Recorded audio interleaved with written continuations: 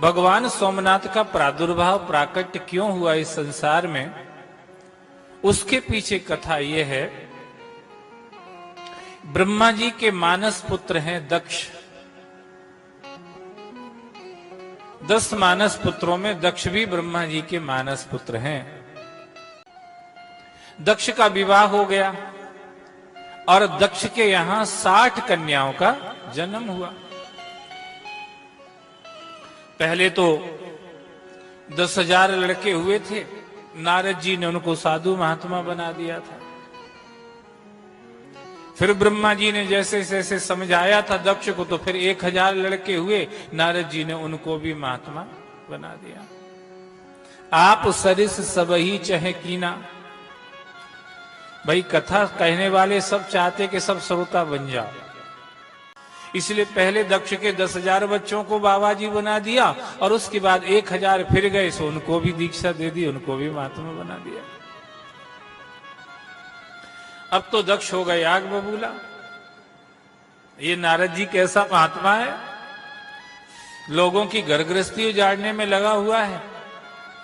तो नारद जी को श्राप दे दिया था दक्ष ने कि तुम कहीं भी एक जगह टिक नहीं पाओगे।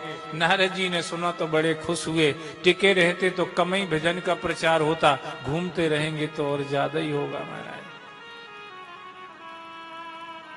फिर जब 1,000 बच्चे भी महात्मा बन गए, तब दक्ष को बहुत गुस्सा था। तब ब्रह्मा जी ने आकर के फिर समझाया, बेटा हार नहीं मानना चाहिए, निराश नहीं होना चाहिए। समय का उलट फेर है, चलता रहता है। इसीलिए अब तुम पुत्रों को जन्म मत दो। पुत्रों को जन्म दोगे तो फिर बाबा जी बन जाएंगे, तो फिर टेंशन होगा। इसलिए कन्याओं को जन्म दो महाराज, कन्याओं को जन्म दो। ब्रह्मा जी ने समझाया दक्ष को कि अब पुत्रों की जगह पुत्रियों को जन्म दो महाराज। तो दक्ष ने बेटियों को जन्म दिया, 60 बेटियां हुई। 60 बेटियां जब बड़ी हो गई तो उनके विवाह का प्रसंग आया। विवाह करें किसके साथ, किसका करें? तो दक्ष ने अपनी 60 में से 27 कन्याएं जो थीं वो चंद्रमा को ब्याह दी।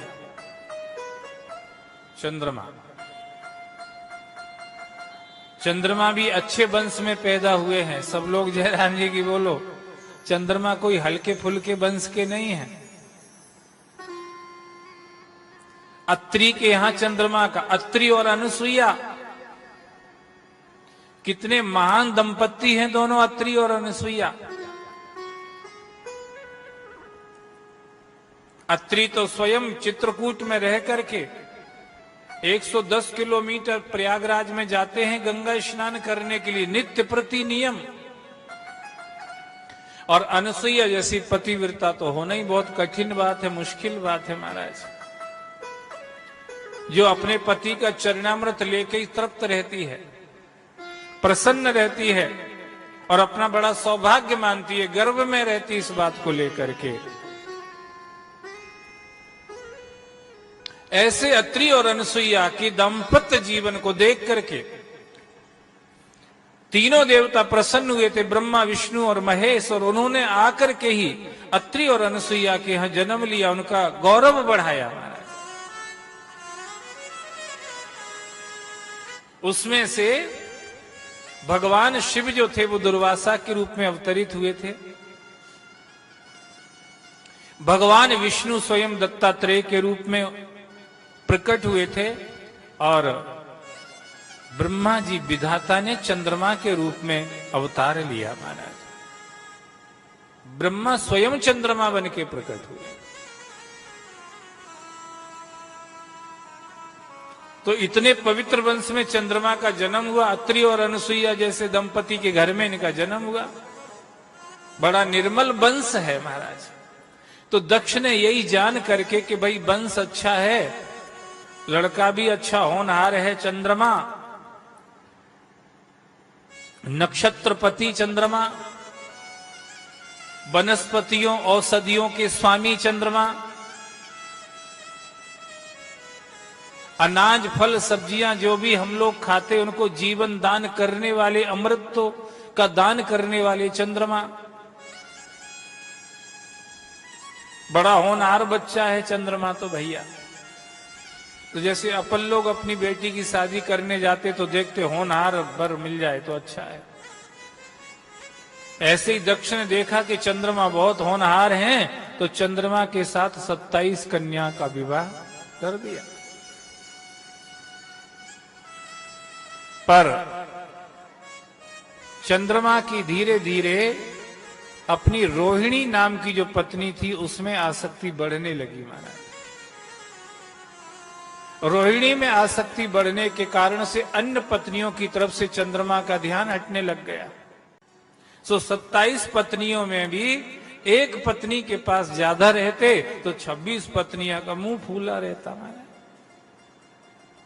वे गुस्सा रहती कि मेरे तरफ तो ध्यान ही नहीं, मुझे तो बिल्कुल नजरअंदाजी कर दिया है, मेरी तो कोई पूछ परख ही नहीं है। इस बात को लेकर के वो बेचारी गुस्सा रहती, पर इनकी आसक्ति बढ़ती चली जा रही थी। अत्रि अनुसुईया के बेटा है, फिर भी आसक्ति बढ़ रही है पत्नी में महाराज।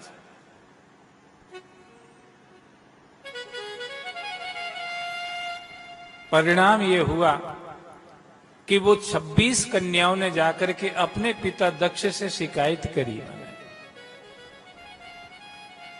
पिताजी हमारे पतिदेव तो हमारे ऊपर ध्यान ही नहीं देते हैं, आप न्याय करो, हम आपके पास आई हैं शिकायत लेकर के। दक्ष गए और दक्ष ने जाकर के चंद्रमा को समझाया कि बेटा कि तुम भेदभाव कर रहे, इससे तुम्हें नरक में जाना पड़ेगा।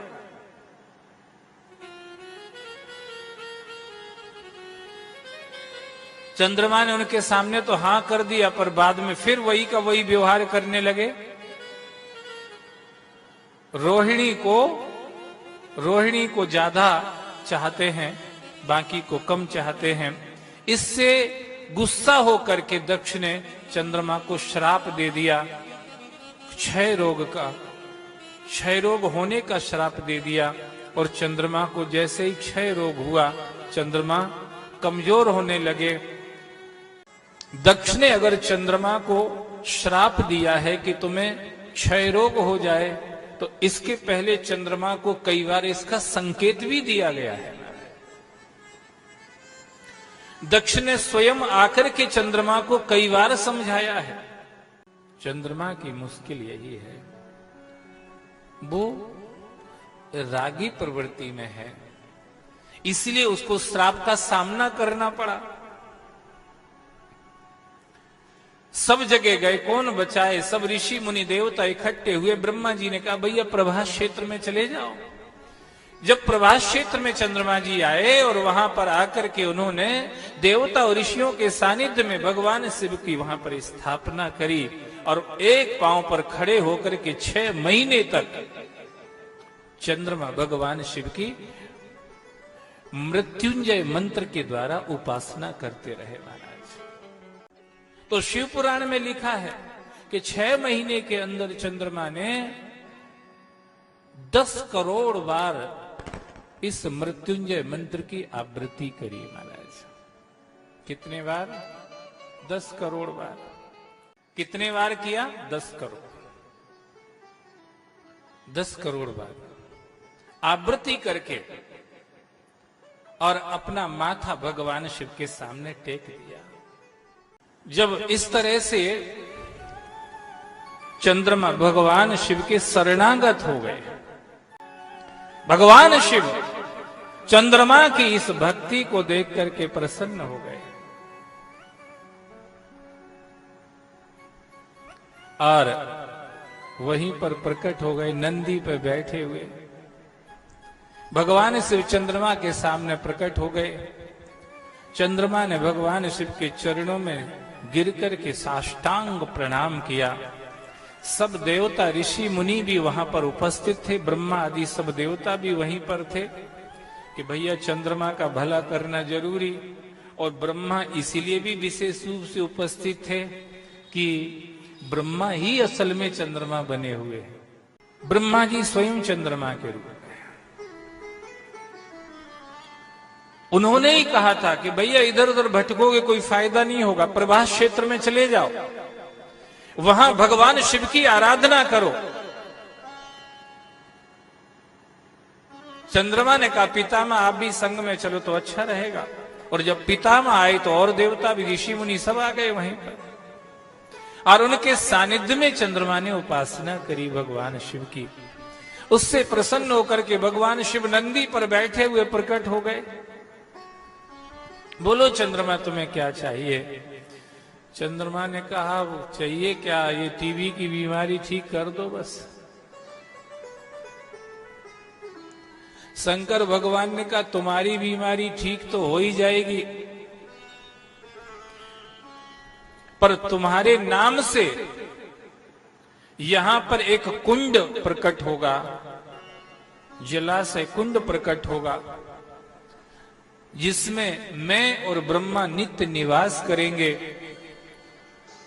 और उसका नाम शिवकुंड नहीं होगा, उसका नाम चंद्रकुंड होगा महाराज। आप देखेंगे तो भगवान शिव के जितने नाम है ना, उनके अपने नाम नहीं है, भक्तों के साथ जुड़े हुए नाम है महाराज, है ना। अब जैसे यही चंद्रमा का प्रसंग चल रहा है, चंद्रमा का नाम है सोम, सोम चंद्रमा। तो शंकर जी ने वहां अपना नाम क्या रखवा लिया? सोमनाथ। सोम का नाम पहले, चंद्रमा का नाम पहले, ने खुद का नाम। चंद्रमा के लिए भगवान शिव ने व्यवस्था करी कि तुम महीने में 15 दिन घटोगे और 15 दिन बढ़ोगे। ये व्यवस्था हम तुम्हारे लिए कर देते हैं। अब वंदे बोधमयम नित्यम गुरुम शंकर रूपिणो, वो तो ज्ञान रूप हैं, साक्षात जगत गुरु हैं। उन्होंने ये व्यवस्था चंद्रमा के लिए शायद इसलिए की होगी कि जिससे चंद्रमा को याद भी बना रहे कि घटने की परंपरा से अभी पूरी छुट्टी नहीं हुई है हमारी। अगर आगे फिर हम ऐसी गलतियां करेंगे तो बचना मुश्किल हो जाएगा। इसलिए भगवान शिव ने चंद्रमा को सावधान रखने के लिए, सचेत रखने के लिए, उनके स्मरण में ये बात रखने के लिए ऐसी व्यवस्था कर दी कि भैया अगर तुम बढ़ रहे हो तो घट भी रहे हो, इसलिए कर्म पर ध्यान रखना। अब अगर गलती हो कर दी तुमने तो हो सकता है ये बढ़ने वाली परंपरा तुम्हारी खत्म हो जाए और घटने वाली में खत्म हो जाओ महाराज। 15 दिन घटोगे, 15 दिन बढ़ोगे। कृष्ण पक्ष में चंद्रमा घटते हैं और शुक्ल पक्ष में बढ़ते हैं। घटते घटते अमावस्या आ जाती है, पूर्ण अंधेरा हो जाता है। बढ़ते बढ़ते पूर्णिमा आ जाती है, पूर्ण उजाला हो जाता है। और शुक्ल पक्ष में चंद्रमा प्रकृति का बहुत पोषण करते हैं।